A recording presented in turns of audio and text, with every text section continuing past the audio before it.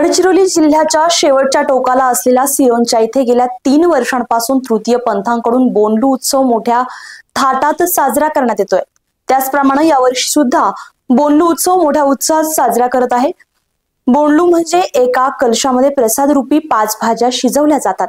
शिजलेल्या 5 भाज्या सजवलेल्या मडक्यात ठेवल्या जातात। नंतर ते मडकं डोक्यावर ठेवून वाजत गाजत नाचत गावामध्ये प्रत्येक वार्डामध्ये फिरतात आणि नंतर मडक्यामध्ये शिजवलेली 5 प्रकारच्या भाज्या पोचमा देवीला नैवेद्य म्हणून अर्पण करतात। या बोंडलू उत्सवाला गावागावातून तृतीयपंथी उपस्थिती दर्शवत असतात। आम्ही पोचम्मा मातेच्या बोनालू आता 3 वर्ष होऊन राहिले। या बोनालू आम्ही तृतीयपंथी म्हणजे ट्रान्स महिला लोक आहे। आम्ही कशासाठी हे बोनालू काढतो म्हणजे आता आषाढम निघून राहिले, जाऊन राहिले आणि श्रावण महिना येऊन राहिले। या येणारा श्रावण महिना कोणावर पिढी येऊ नये आणि किसान लोकांच्या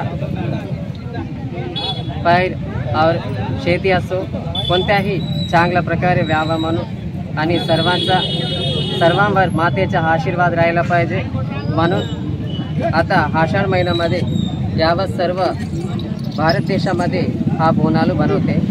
पण हा सिरोंचामध्ये आम्ही 3 वर्षापासून करून राहिलो।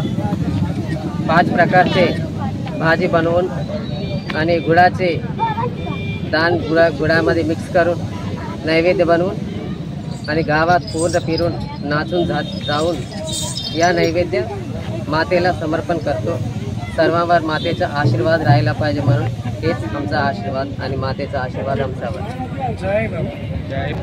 जय भवानी, जय भवानी, जय बोलो पोचम्मा माता की जय, जय बोलो दुर्गा भवानी माता की जय, अखिलांड कोटि ब्रह्मांड नायक की जय, अवतार मूर्ति की जय, आदि पराशक्ति की जय, अन्नपूर्णेश्वर की जय, तिरुवंश पोचम्मा माता की जय, तिरुवंश पोचम्मा माता की जय, जय बोलो भवानी माता की जय। हमारे लोग हैं घड़े में कूड़ा खाना पका के उसमें और 5 भाजी सब्जी पका के उसमें डाल के सब नाच के गड़े पकड़ के हाथ छोड़ के नाच के अम्मा हमारे ऊपर से आए सब समझ के सब लोग